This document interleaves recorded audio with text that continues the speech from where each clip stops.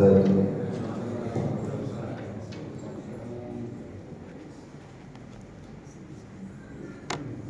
Bismillahirrahmanirrahim.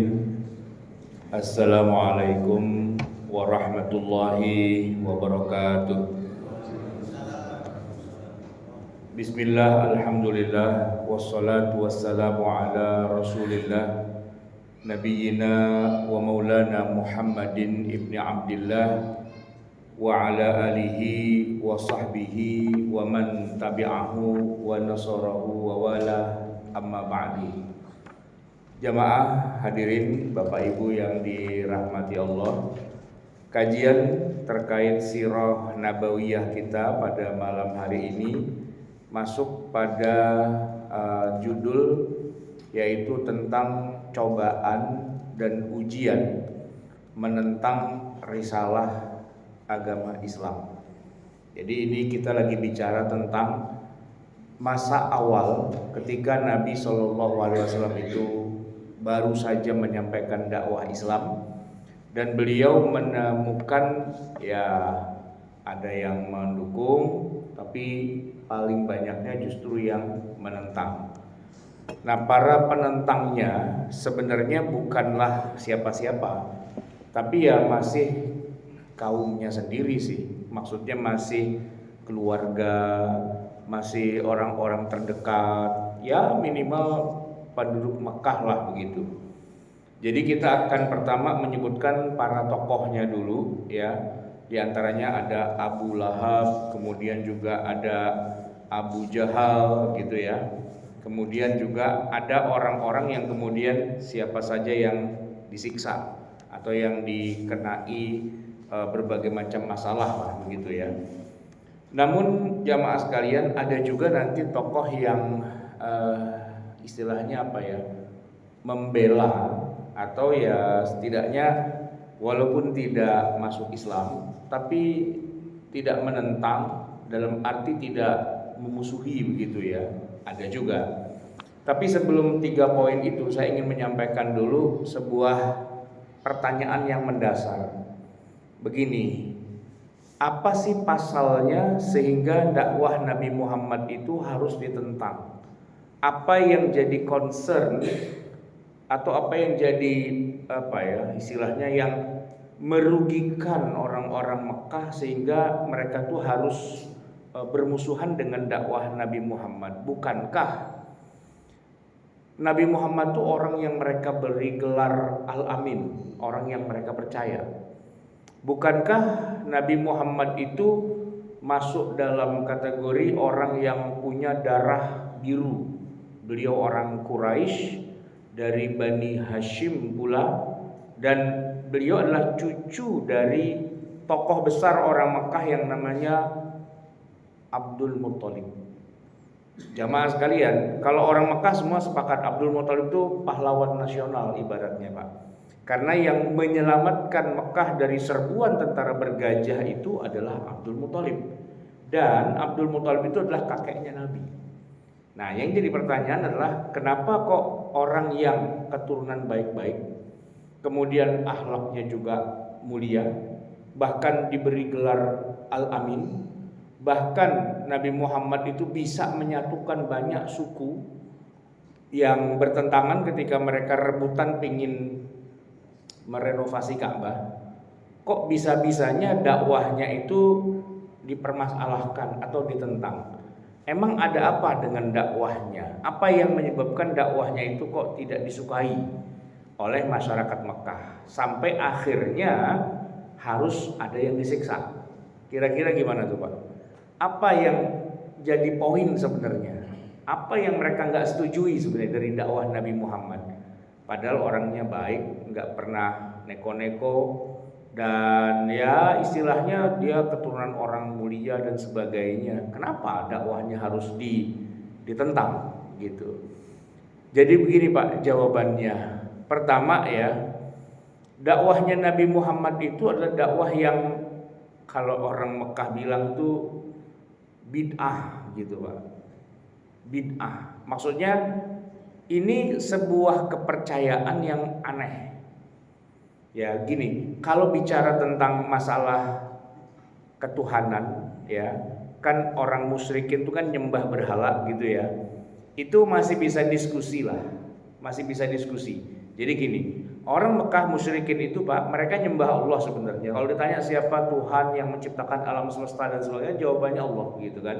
Mereka sepakat siapa yang ngasih rezeki, siapa yang ngasih penyembuhan, apa itu semua mereka sepakat Allah. Cuman ada satu poin yang mungkin itu jadi perdebatan begini. Bisa enggak ya dalam rangka menyembah Allah kita menggunakan istilahnya perantaraan untuk mendekatkan pada Allah lewat jalur ya batu-batu itu Pak dimuliakan, diyakini dia tuh ada rohnya atau ada apa istilahnya ada penunggunya begitu yang kemudian dengan melalui batu-batu itu kemudian ini doa-doa kita disampaikannya secara lebih booster gitu Pak, lebih cepat gitu. Nah, orang-orang musyrikin Mekah itu kalau dibilang kalian menyembah batu, mereka nggak terima. Enggak, kita nggak nyembah batu. Siapa bilang kita nyembah batu? Enggak, kita nyembah Allah, cuma lewat batu, gitu Pak. Nah itu kan itu apa istilahnya debatable lah, gitu. Dalam arti mereka tetap mengklaim kami nyembah Allah. Cuman oleh Nabi Muhammad, oleh Al-Quran dikatakan enggak. Kalian itu tidak nyembah Allah, kalian nyembah batu. Kalian nyembah berhala, gitu Pak. Nah itu salah satu yang membuat mereka agak tersinggung sih ya, dalam hal nggak diterimanya konsep lewat batu-batu itu. Padahal di masa yang sama sebutkan suatu agama yang tidak pakai lewat jalur berhala untuk nyembah Allahnya. Nasrani, Kristen Pak. Ya memang orang Arab itu nyembah batu itu Pak gara-gara ngikutin orang Kristen. Mereka udah menggunakan berhala-berhala sebagai perantaraan. Jadi ya mereka ngambil dari gereja sebenarnya itu ya. Luhai bin siapa itu namanya Kaab ya. Yaitu yang mengambil dari gereja entah di Romawi, entah di Yaman, dari mana dia bawa pulang ke Mekah dengan harapan kalau ada batu ini orang lebih sregep lagi Pak untuk menyembah Allah gitulah kira-kira begitu. Nah tapi yang saya bilang tadi sangat mereka yang sangat bid'ah banget tuh buat bangsa Arab adalah kepercayaan akan adanya hari akhir. Itu yang mereka nggak terima. Secara logika nggak masuk akal, secara nalar nggak masuk akal. Coba kita ini udah mati, ya kan? Tubuh kita udah dimakan tanah, udah jadi belatung, udah jadi tanah, udah jadi apa dan sebagainya. Tulang belulangnya udah berarakan dan sebagainya. Kok bisa-bisanya Muhammad bilang ini semua yang udah pada mati ini nanti hidup lagi? Itu kan nggak masuk akal gitu Pak, ya kan? Dan kepercayaan akan adanya hari akhir, akan ada kiamat, lalu semua pada mati, setelah itu semua dibangkitkan. Menurut orang Arab itu namanya asatirul awwalin. Apa? Dongeng-dongeng orang dahulu. Gitu, Pak. Dianggap dongeng, Pak. Itu kepercayaan orang-orang orang zaman dulu, nenek moyang gitu. Jelas itu urusannya. Faktanya belum pernah ada orang mati di Mekah itu Pak yang hidup lagi. Belum pernah. Sebutin siapa satu orang aja yang udah mati hidup lagi. Nggak ada. Kok bisa-bisanya Al-Quran Muhammad mengatakan kita semua nanti kalau udah mati dihidupin lagi? Itu nggak ngotak gitu kalau kata mereka bilang. Nah tapi Nabi Muhammad dalam Al-Quran itu disebutkan memang ayat-ayat yang turun pertama kan semua tentang keimanan adanya hari akhir, hari kiamat, dikit-dikit hari kiamat, dikit-dikit hari akhir, dikit-dikit surga, neraka dan sebagainya. Nah itu yang mereka nggak suka. Tapi jamaah sekalian, yang paling membuat mereka lebih tidak suka lagi adalah ini analisanya ya. Kenapa mereka menentang dakwah Nabi Muhammad? Karena dianggap Nabi Muhammad ini ancaman pada ekonomi nasional. Ini Pak. Jadi gini, kan Nabi Muhammad tidak membolehkan orang menyembah Allah pakai berhala. Sementara menurut mereka, ya, ekonomi orang Mekah itu kan semua tergantung dari trading, jual beli.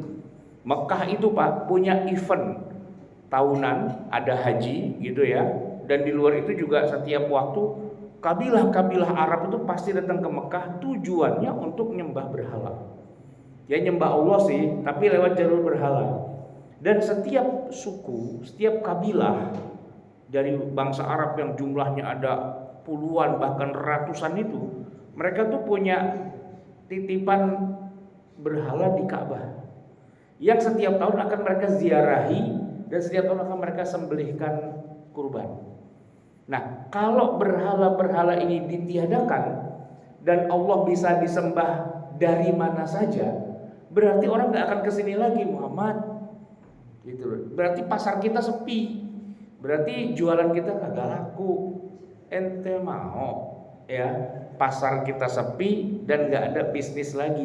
Padahal kehidupan orang Mekah semuanya tergantung dari bisnis. Nah, jadi mereka mengkombinasikan antara bisnis dengan wisata rohani. Nah, wisata rohani daya tariknya berhala. Lu kalau mau dapat rezeki yang banyak, rajin-rajin datengin berhala, gitu Pak. Rutin terus tiap tahun sambil nanti mereka trading, gitu. Terus mereka jual beli di situ kan. Nah, karena Nabi Muhammad dakwahnya adalah tidak boleh ada berhala. Berhala itu syirik apa segala macam gitu Pak.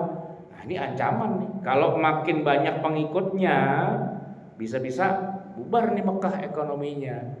Nah, masalahnya setiap hari semakin banyak saja Nabi Muhammad punya pengikut. Gitu ya. Tapi begini Pak, orang Mekah biar bagaimanapun tetap memandang kalau orang itu masih keturunan orang besar atau orang kaya atau orang berpengaruh atau orang yang punya katakanlah semacam kayak privilege gitu ya. Kayak Nabi Muhammad Pak, beliau aman Pak di Mekah itu. Gak ada yang menyiksa Nabi Muhammad, gak ada yang memukuli, menyiksa mengintimidasi, gak ada. Paling-paling mereka cuman ya istilahnya ngomong jelek aja tentang Nabi Muhammad. Terbatas pada omongan Pak. Tapi tidak pada fisik gitu. Nah, yang jadi masalah dari di antara sebagian pengikut Nabi Muhammad kebanyakannya adalah para budak. Orang-orang lemah yang semua ekonominya tergantung dari majikan, tergantung dari saudagar, tergantung dari ya para orang kaya, orang konglomeratnya. Dan mereka nggak suka kalau orang yang kerja sama dia gitu jadi ikut-ikutan sama Nabi Muhammad gitu loh. Sehingga yang kayak gitu-gitu Pak, itu yang disiksa begitu. Nah, maka kalau Bapak perhatikan siapa saja yang disiksa oleh orang-orang musyrikin Mekah, ya orang-orang kecil semua. Yang tadi saya bilang ada Bilal misalnya, ada yang lain-lain gitu ya. Oke, itu sebagai mukadimah ya Pak ya. Jadi jamaah sekalian yang dirahmati Allah, kalau kita bicara tentang orang yang menyiksa, ya kan, yang menyiksa atau yang melakukan perbuatan intimidasi dan sebagainya, pertama tadi saya katakan namanya adalah Abu Lahab, ya. Karena di dalam Al-Qur'an namanya disebut tabbat yada Abi Lahab wa tabb gitu ya. Nah, Abu Lahab ini Pak, kalau bicara tentang hubungannya dengan Nabi kan secara nasab dia jatuhnya paman kakaknya bapaknya Nabi. Dan ketika Nabi Muhammad lahir memang kan bapaknya sudah meninggal, siapa namanya Abdullah gitu kan. Nah, yang paling care, yang paling sangat berharap bahwa sang ponakan lahir dan sebagainya justru Abu Lahab Pak, bukannya Abu Thalib, bukannya yang lain-lain. Ini Abu Lahab yang paling care. Begitu dengar kabar Nabi Muhammad dilahirkan, wah dia bahagia, dia syukuran dan sebagainya, sampai budaknya pun dibebaskannya. Dan ketika Nabi Muhammad sudah besar ya, sudah nikah, sudah punya anak dan sebagainya, paman yang paling dekat sama Nabi itu justru Abu Lahab. Kenapa? Karena Nabi Muhammad dengan Abu Lahab tuh rumahnya nempel, temboknya nempel Pak, ya kan? Dan kemudian anak-anak mereka itu saling menikah. Jadi Nabi Muhammad punya anak perempuan, ada namanya Ruqayyah, ada namanya Ummu Kalthum. Kemudian yang menarik adalah bahwa Ruqayyah dan Ummu Kalthum ini menikah ya dengan dua orang anaknya Abu Lahab. Abu Lahab punya dua anak laki-laki. yang kakaknya menikah sama anaknya Nabi, yang kakaknya, yang adiknya kawin sama adiknya. Jadi Pak, tetangga nempel sama besanan 2 kali. Itu kebayang Pak betapa sangat dekatnya Nabi Muhammad dengan Abu Lahab itu, gitu kan? Dan sampai kemudian akhirnya Nabi dapat wahyu, ya, dan mengajarkan tadi tentang akidah akan adanya akhirat apa segala macam, itu masih sangat mesra sebelumnya, gitu. Baru kemudian setelah itu dia nggak terima, ini apa-apaan, ponakan kurang ajar nih, ngajarinnya agak bener, ngakunya dapat wahyu, katanya akan ada hari kiamat dan sebagainya, musuhan. Nah, gitu Pak. Nah, musuhannya Abu Lahab tidak main pukul Pak, tidak nyeksa dalam arti nyambuk atau misalnya gencet pakai batu, enggak. Mainnya main tadi Pak, main alus lah gitu. Gimana? Pertama, omongan, ya kan? Jadi ketika Nabi Muhammad kumpulkan semua orang Mekah untuk memberitahu bahwa saya adalah nabi gitu ya. Itu Abu Lahab bilang, tabban laka ya Muhammad, cilaka kamu hai Muhammad, alihadza jima'tana. Cuma buat ngomongin kayak gini doang kamu kita dikumpulkan semua. Nah, itu turun ayat tabbat yada Abi Lahab wa tab. Nah, kalau secara teknis Abu Lahab nyiksa Nabi bukan secara fisik Pak, tapi secara psikologis. Dikatainlah Nabi Muhammad itu sebagai orang yang gak punya keturunan, alias apa itu istilahnya, abtar kalau bahasa Arabnya.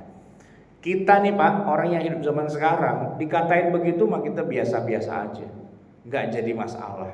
Buat orang kita Pak, urusan keturunan, lu gak punya keturunan loh, itu kayaknya santai Pak. Banyak orang di zaman kita ya, nggak punya anak santai, ya nggak punya bini santai gitu, nggak ada masalah buat kita. Tapi kalau buat bangsa Arab Pak di masa itu, orang nggak punya keturunan dan dikatain wah abtar lo gitu, itu kayak kita tuh kayak caci maki yang udah nggak ada kalimat yang lebih baik lagi dari itu. Nah, Abu Lahab bilang pada Muhammad, kamu tuh orang yang gak punya keturunan. Kenapa? Karena Nabi Muhammad gak punya anak laki-laki. Beliau cuma anaknya perempuan. Anak laki-lakinya ada 3 orang, tapi kecil-kecil pada wafat semua. Yang sampai gede itu anaknya Nabi perempuan semua. Dan menurut ukuran orang Arab, kalau bukan anak laki Pak, itu bukan keturunan. Bukan keturunan, ya. Dan anggaplah kalau itu keturunan, Abu Lahab memerintahkan kepada 2 anaknya untuk menceraikan anaknya Nabi, sehingga jadi nggak punya anak gitu Pak. Nabi punya anak perempuan 4, ya. Yang 2 itu jadi janda, masih muda jadi janda dan nggak punya keturunan kan, karena suaminya menceraikannya begitu. Dan itu apa istilahnya, siksaan secara psikologis gitu dari sang paman gitu. Itu kalau kita ngomongin tentang Abu Lahab. Kemudian yang kedua ada yang namanya Abu Jahal. Sebenarnya namanya beliau itu bukan Abu Jahal Pak, namanya Abul Hakam. Artinya Abul Hakam adalah orang yang paling pinter. Al-Hakam itu bermakna smart, orang yang ilmunya banyak, pengetahuannya banyak, luas gitu kan. Cuma yang jadi masalah ya karena dia itu nggak mau masuk Islam dan juga melakukan banyak perbuatan yang istilahnya kejam kepada orang-orang lemah, orang-orang miskin, orang-orang papa yang memeluk agama Islam. Jadi ya Nabi kesel juga, beraninya lu cuman sama orang miskin doang. Kalau berani hadepin kita-kita nih yang sadah, yang termasuk pembesar gitu ya. Nah, Abu Jahal akhirnya dikasih nama oleh Nabi ya Abu Jahal, kebalikan dari Abul Hakam. Abul Hakam tuh orang yang pinter, Abu Jahal artinya orang yang bego gitu kan, idiot gitulah. Sebenarnya Nabi sangat berharap agar si Abu Jahal ini masuk Islam Pak. Makanya beliau mendoakan, sebenarnya didoakan, ya Allah kuatkan agama Islam ini dengan salah satu dari 2 Umar. Umar itu ada disebut Umar, ada satu namanya Amru. Nah sebenarnya Abu Jahal tuh nama aslinya adalah Amru gitu. Nama aslinya. Cuman karena dia orang pinter, orang Mekah menyebutnya Abul Hakam. Tapi karena dia kelakuannya agak jelas kayak gitu, sama Nabi dikasih nama Abu Jahal gitu ya. Tapi waktu Nabi berdoa, ya Allah kuatkanlah Islam dengan 2 Amr. Satu Umar bin Khattab atau satu lagi Abu Jahal. Yang diterima adalah yang Umar bin Khattab masuk Islam, yang Abu Jahalnya enggak. Nah, Abu Jahal inilah yang kemudian pada bagian akhir setelah dakwah Nabi 13 tahun di Mekah, pada bagian akhir dialah yang punya ide. Udah gini aja lah, kita capek-capek ngadepin Muhammad, nego sana nego sini kagak jelas-jelas, bunuh aja lah gitu. Itu Abu Jahal yang ngambil inisiatif setelah paman Nabi yang paling tua Abu Thalib wafat. Begitu Abu Thalib wafat, kata Abu Jahal, sembelih aja. Saya akan cari cara gimana agar pembunuhan ini menjadi legal dan tidak perlu harus ada bayar diat atau bayar denda, karena dia kumpulkan semua kabilah dari Mekah, orang Quraisy, untuk bersatu, masing-masing mengirim 1 orang pemuda dan membunuh Nabi Muhammad bersama-sama. Itu Abu Jahal. Nah, nantinya dia matinya di dalam perang Badar. Kemudian jamaah sekalian yang dirahmati Allah, sekarang kita ngomongin siapa saja korbannya. Jamaah sekalian, yang menjadi korban itu tadi saya katakan kebanyakan orang-orang yang lemah ya. Di antaranya ada Bilal bin Rabah, ada keluarga Yasir, ada Mus'ab bin Umair, ada Khabbab ibnul Ard, ada Abdullah bin Mas'ud, ada Khalid bin Sa'id, ada Utsman bin Makhzum. Itu adalah tokoh-tokoh yang kebanyakannya mereka memang orang lemah, budak dan sebagainya. Saya mulai dari yang pertama yaitu Bilal. Jamaah sekalian, Bilal ini budaknya Umayyah. Jadi awalnya dia masuk Islam itu Pak, sebenarnya dia sudah diwanti-wanti sama Nabi, jangan ngaku kalau ente masuk Islam, ente harus rahasiakan. Kenapa? Karena orang-orang musyrikin Mekah ini nekat, kalau sama budak kok pakai masuk Islam segala, tuannya bisa saja gebukin dia. Nah, Bilal sudah menjaga rapat sih sebenarnya, tapi ya namanya ikan asin bau juga Pak, ujung-ujungnya ketahuan. Nah benar Pak, begitu ketahuan budak Bilal itu ya digebukin sama Umayyah. Ya akhirnya dibebaskan sih ya oleh Nabi, oleh Abu Bakar sebenarnya. Tapi itu kan jadi masalah Pak. Karena apa? Karena kebanyakan pengikut Nabi Muhammad adalah orang-orang yang lemah, para budak itu. Termasuk misalnya keluarga Yasir, itu bertiga ya. Yasir itu anaknya, bapaknya itu dibunuh, ibunya Sumayyah juga dibunuh. Jadi Yasir itu bapaknya, ibunya namanya Sumayyah, anaknya bernama Amr. Nah Amr ini Pak yang kemudian disiksa ya kan, macam-macam lah jenis periksaannya, yang dipaksa untuk mengucapkan kata-kata saya keluar dari agama Islam, saya beriman kepada Lata, Mana, Uzza, Hubal, dan saya keluar dari agama Islam. Kalau dia nggak bilang begitu, maka dia mau dibunuh, gitu. Nah saat itulah kemudian Amr itu mengucapkan kalimat yang menyatakan dia keluar dari agama Islam, walaupun hatinya nggak kayak gitu kan. Nah maka dia dilepaskan, nggak jadi dibunuh. Nah setelah itu Nabi ketemu sama Amr. Lalu Amr nangis-nangis di hadapan Nabi, ya Rasul, saya udah ngomong murtad apa segala gitu, tapi hati saya mah tetap sebenarnya. Disitulah Allah kemudian menurunkan satu ayat, surat An-Nahl ayat 106, man kafara billahi, siapa orang yang kafir kepada Allah, mim ba'di imanihi, sesudah dia pernah beriman, illa man ukriha, kecuali orang yang dipaksa, wa qalbuhu mutmainnun bil iman, sementara hatinya tetap berada pada iman. Nah itu tidak jadi masalah.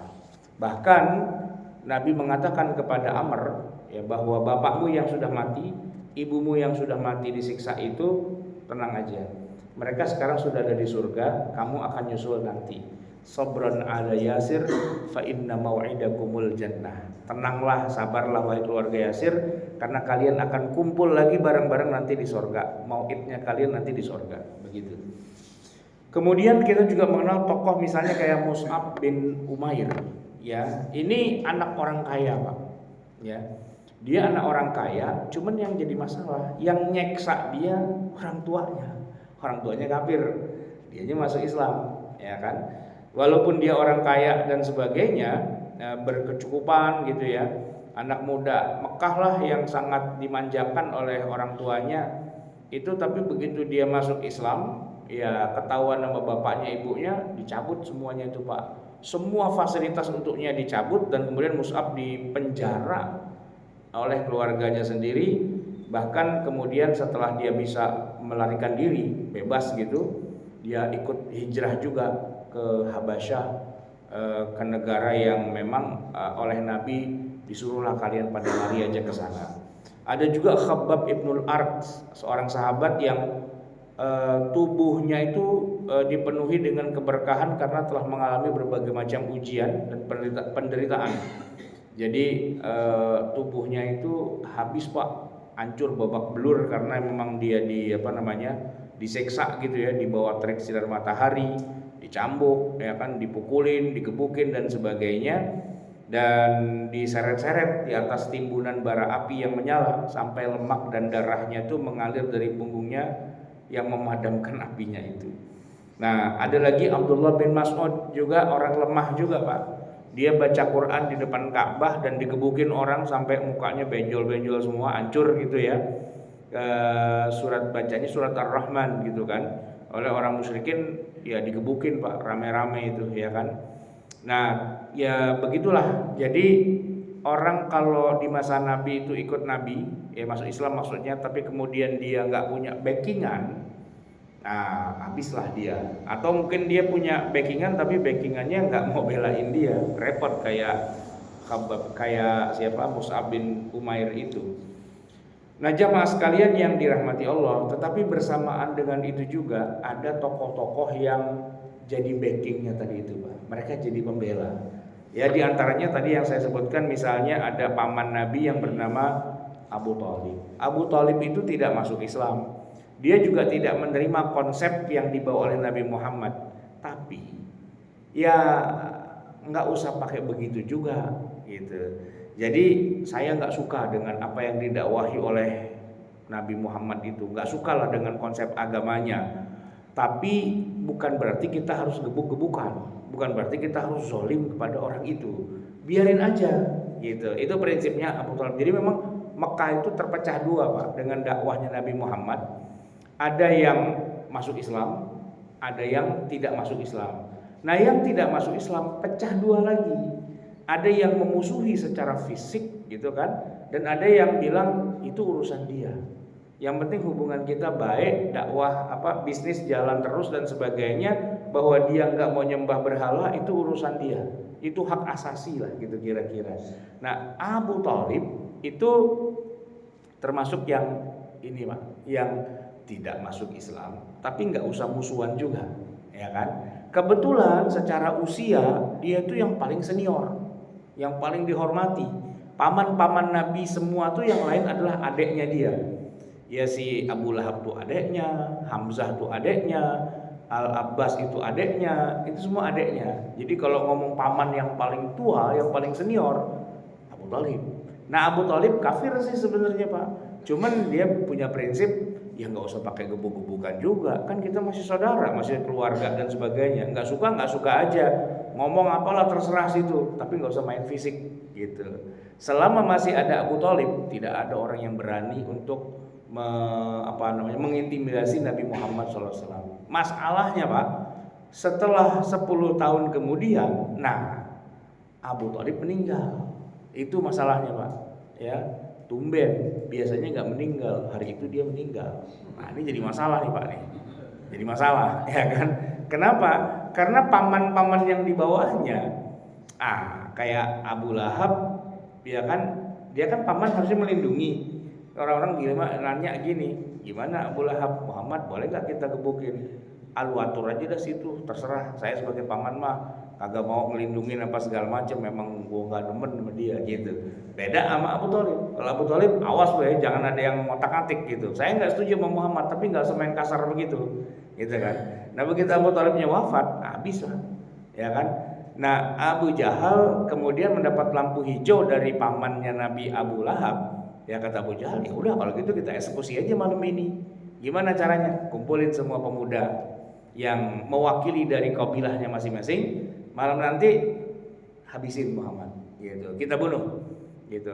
Dan tanggung jawabnya kita rame-rame. Kalaupun keluarganya Nabi Muhammad minta bayar dia uang tebusan, ya kita patungan rame-rame, kita siapin dananya gitu istilahnya. Udah sepakat kayak gitu.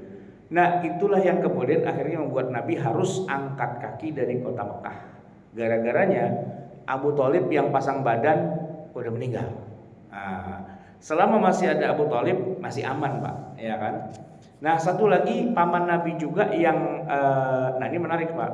Kalau Abu Thalib itu nggak masuk Islam tapi jadi backing, ada lagi pamannya Nabi yang masih muda sebenarnya. Umurnya sama Nabi cuman beda 2 tahunan lah. Namanya Hamzah bin Abdul Muttalib.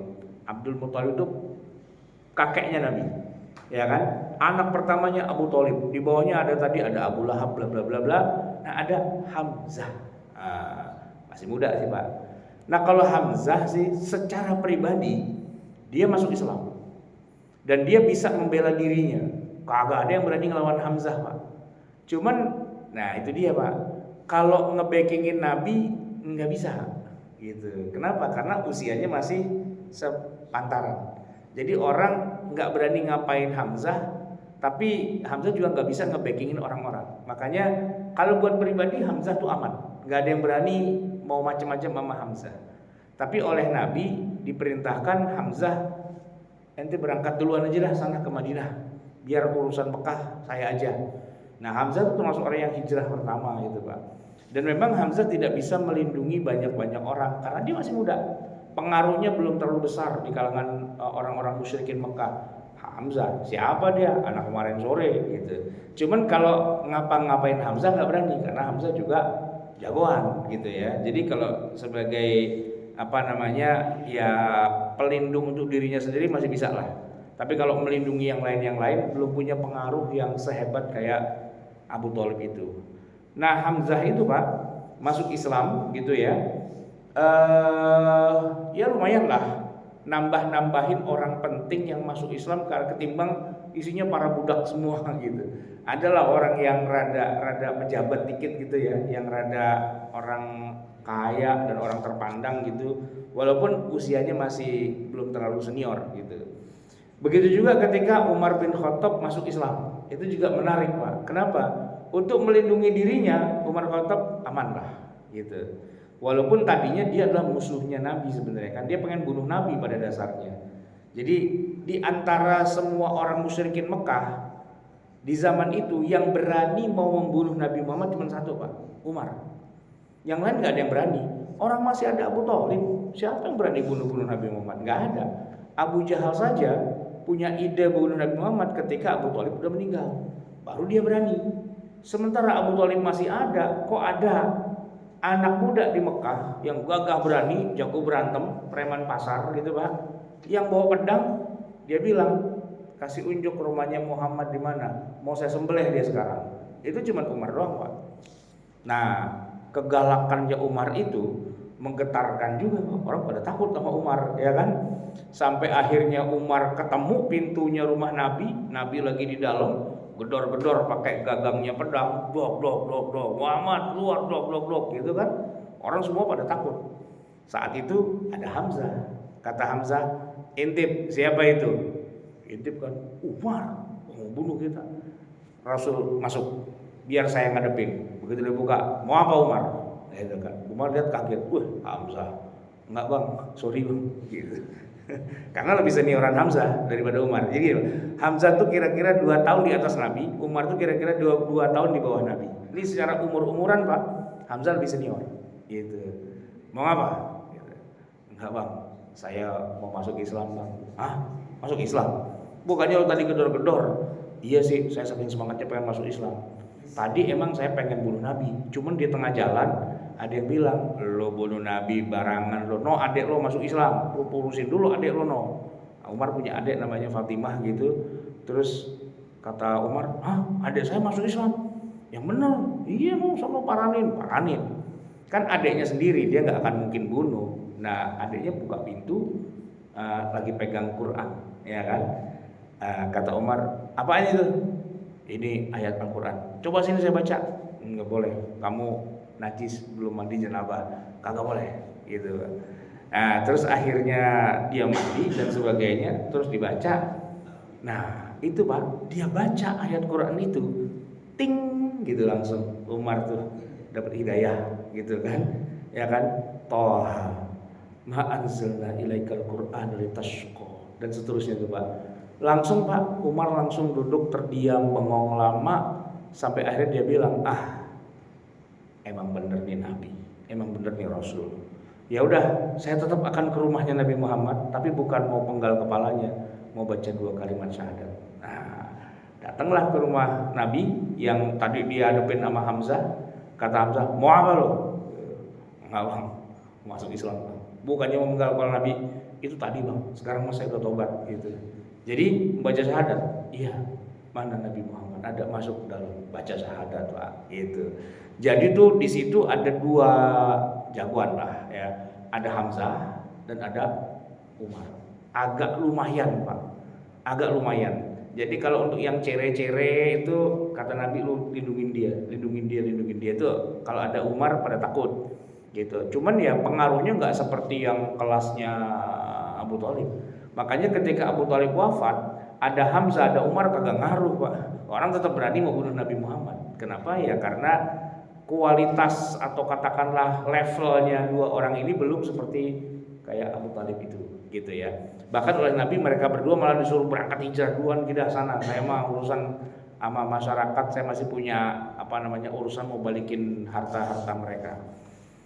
Nah jamaah sekalian yang dirahmati Allah, jadi kalau kita kembali kepada kajian kita malam ini yang judulnya hambatan atau katakanlah cobaan atau siksaan kepada orang-orang yang dakwahnya Nabi Muhammad gitu ya. Ini terjadi hanya ketika Nabi Muhammad dakwahnya di Makkah.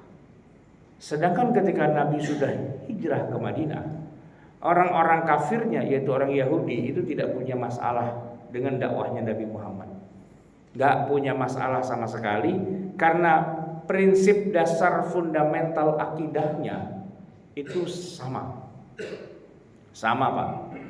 Orang musyrikin Mekah itu berbeda 180 derajat, sedangkan orang Madinah, orang Yahudi maksudnya yang ada di Madinah itu sama persis akidahnya, sama-sama percaya pada Allah, malaikat, kitab suci, ya kan, para nabi dan rasul dan hari kiamat. Kalau masalah akidah mereka sama. Makanya kalau ngomongin di awal Pak, Nabi Muhammad tuh disambut juga, bukan sama Ansor saja. Oleh orang Yahudi pun Nabi disambut. Bahwa nanti akhirnya Nabi perang sama Yahudi itu ada kisah tersendiri. Tapi kalau bicara dasarnya itu apa? Mereka punya dasar yang sama.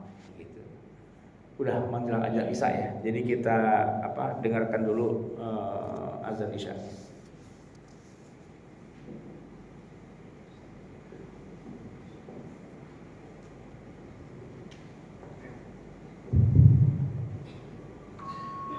Bismillahirrahmanirrahim. Allahumma malaikatahu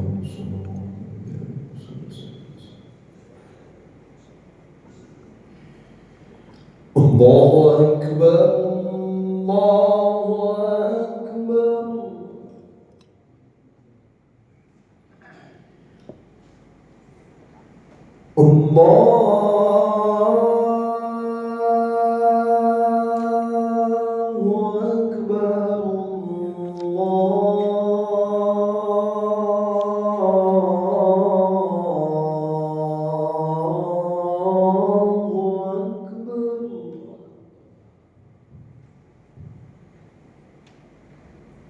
أشهد أن لا إله إلا الله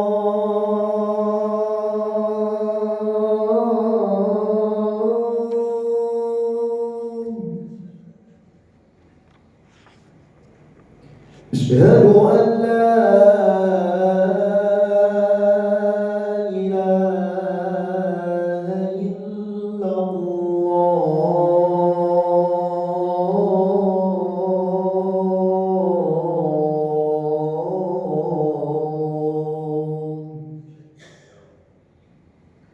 أشهد أن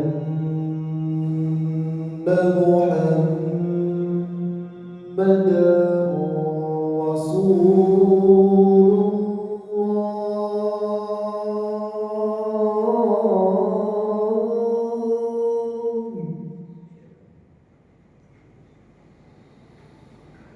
أشهد أن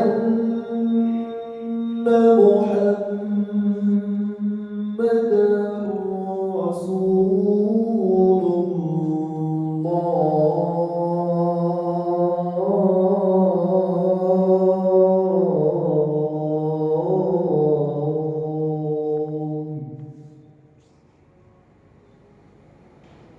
حي على الصلاة.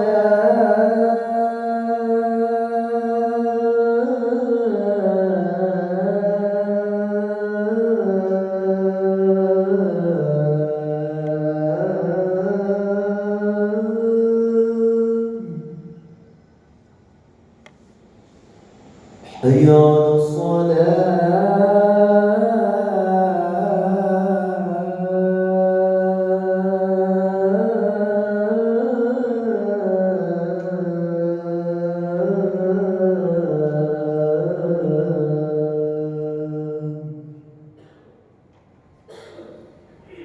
حي على الفلاح.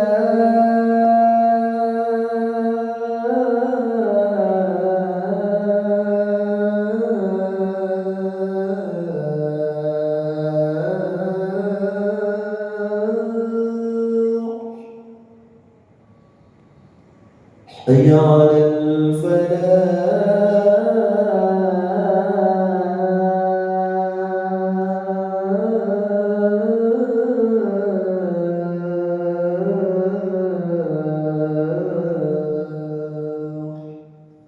الله أكبر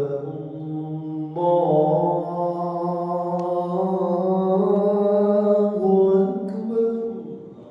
لا إله إلا الله.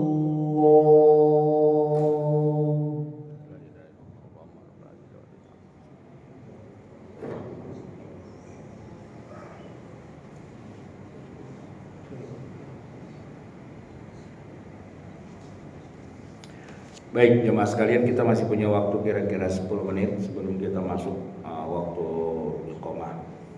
Tadi saya katakan Pak bahwa Nabi Muhammad aman di Mekah secara serangan fisik ya, karena masih ada Abu Thalib. Begitu Abu Thalib meninggal, sebenarnya Nabi itu melakukan hijrah ke Taif. Hijrah ke Taif.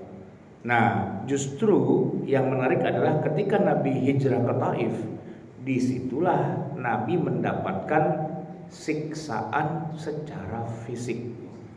Kalau di Mekah aman. Nah, tapi kan nggak lama setelah itu, setelah Abu Thalib wafat, Nabi hijrah ke Taif. Rencananya ya mau buka peluang lah untuk berdakwah keluar dari orang-orang Mekah yang sudah agak susah ya, udah bantet gitu istilahnya Pak. Tapi ya itu yang terjadi. Bukan sama orang Mekah Nabi digebukinnya, tapi digebukinnya sama orang Taif. Itu hampir rata, sekujur tubuhnya Nabi itu luka-luka, berdarah, memar, luka dalam dan sebagainya. Belum pernah Pak, seumur hidup Nabi digebukin orang. Dan yang gebukin bukan 1-2 Pak, satu kampung gitu.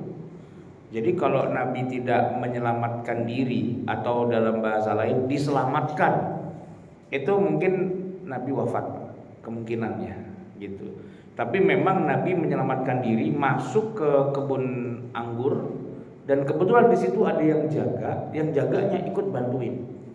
Nah ternyata yang jaga itu seorang Nasrani, seorang Kristen, yang dia pro kepada Nabi Muhammad. Jadi dia bantuin Nabi, disembunyikan di situ, dan orang-orang yang nyari-nyari itu ketika nanya, tadi lihat ada orang ini nggak masuk sini maling ayam gitu Pak. Wah nggak lihat, padahal itu ada di situ Pak. Nah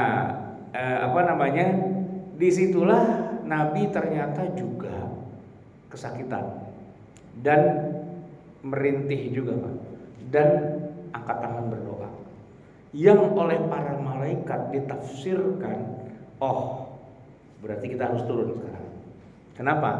Kalau sampai ada nabi utusan Allah udah digebukin, kita yang ngadepin sekarang, gitu kan? Nah, dalam bahasanya malaikat, ini waktunya kita tebalikin gunung-gunung yang ada di Taif. Ini waktunya, gitu kan?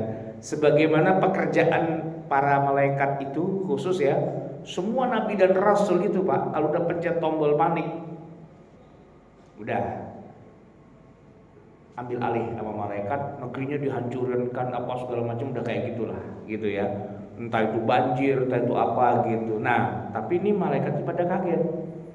Begitu Nabi selesai doa, mereka langsung bilang, siap laksanakan ya Rasul gitu. Laksanakan apa? Ya udah kita mau hancurin ini semua gitu. Oh Mbak jangan dihancurin kata Nabi.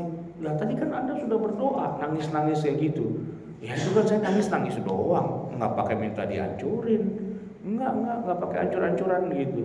Jadi diamin aja, mereka begitu aja biar pada kualat gitu. Nggak, saya masih berharap ntar mereka masuk Islam, walaupun nggak sekarang. Nantilah kapan waktu kita kasih kesempatan aja dia, gitu Pak. Di situ Pak, malaikat terkaget-kaget. Ini anomali, belum pernah ada nabi yang bilang begitu sebelumnya. Kalau nabi-nabi sebelumnya, bahkan malaikatnya diundang. Malaikat bantuin saya dong, hancurin gitu. Tinggal tunjuk-tunjuk doang, yang mana lagi dong, yang mana hancurin gitu Pak. Ya kan? Kalau Nabi Muhammad dimintai izin, kata Nabi, no, nggak ada hancur-hancuran. Saya tidak suka ada kaum yang kafir gitu terus dihancurin gitu, enggak. Biar aja mereka dengan kekafirannya.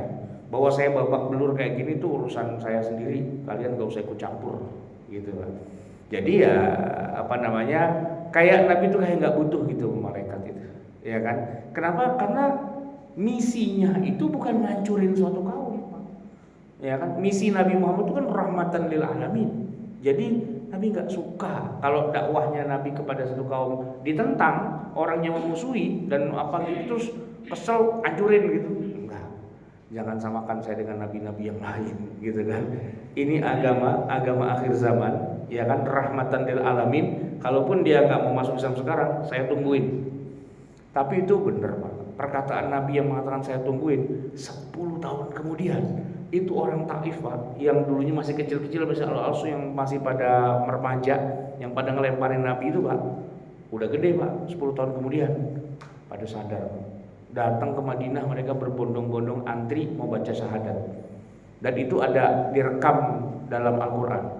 Idza jaa nasrullahi wal fath wa ra'aitan nasa yadkhuluna fi dinillahi afwaja. Sehingga Nabi bilang sama malaikat, tuh kan, ya kalau lu hancurin pada kemarin, mereka udah pada mati masuk neraka sekarang. Ya kan? Sekarang mereka jadi sahabat, gitu. Jadi Pak, ini unik Pak ya. Kebanyakan sahabat Nabi, ya, itu masuk Islam berbondong-bondongnya di tahun-tahun terakhir Nabi hidup. Ketika Nabi SAW itu sudah mau wafat, setahun terakhir gitu ya, itu peristiwa orang banyak mantuk masuk Islam. Yang mana mereka itu Pak sebelumnya itu jadi orang kafir dulu, jadi tokoh antagonis dulu, jadi yang gebukin apa segala macam itu. Nah, cuman begitu di bagian akhir, setahun 2 tahun menjelang Nabi wafat, terhitung sejak Fatu Mekah lah, kan itu tahun ke-8, Nabi wafat tahun ke-10 gitu kan. Di 2 tahun terakhir itu Nabi melihat bagaimana kaum yang dulunya memusuhi beliau, yang jadi pemimpin kafirnya, itu pada masuk Islam. Coba Pak, ada Khalid bin Walid, itu kan biang keroknya itu Pak, ya kan? Di semua peperangan yang Nabi kalah itu pasti tokohnya tuh Khalid bin Walid.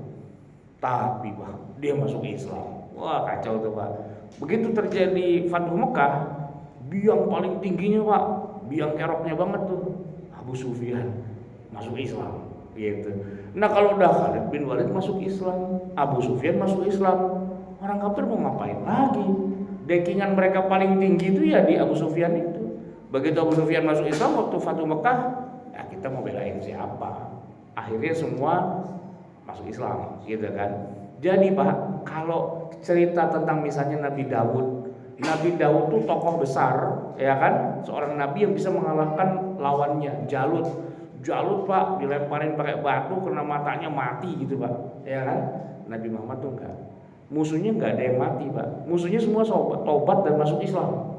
Dan uniknya lagi Pak, justru yang menyebarkan dakwah Islam sepeninggal Nabi Muhammad, ya mereka yang pada tadinya kafir jadi musuh Islam, terus pada tobat pada masuk Islam, setelah itu mereka jadi sahabat yang mulia dan menyebarkan dakwah ke seluruh dunia. Gitu Pak. Makanya kita kalau baca sirah nabawiyah tuh Pak, kita jangan kesal dulu sama orang kafirnya. Kenapa? Ini masih kafir dia, biarin aja. Ntar dikit lagi dia masuk Islam nih. Gitu.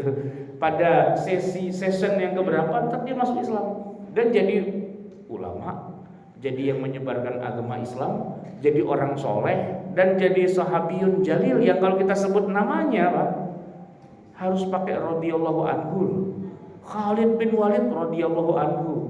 Ya kan? Tapi kan setelah dia masuk Islam, sebelumnya kan biang kerok nih orang satu nih, bejat banget jadi orang gitu kan. Abu Sufyan kita sebut namanya radhiyallahu anhu Pak. Ya kan? Dan orang-orang Taif tuh yang tukang gebukin Nabi itu Pak, radhiyallahu anhum juga itu mereka, orang dia masuk Islam. Namanya hidayah, kita nggak ada yang tahu Pak.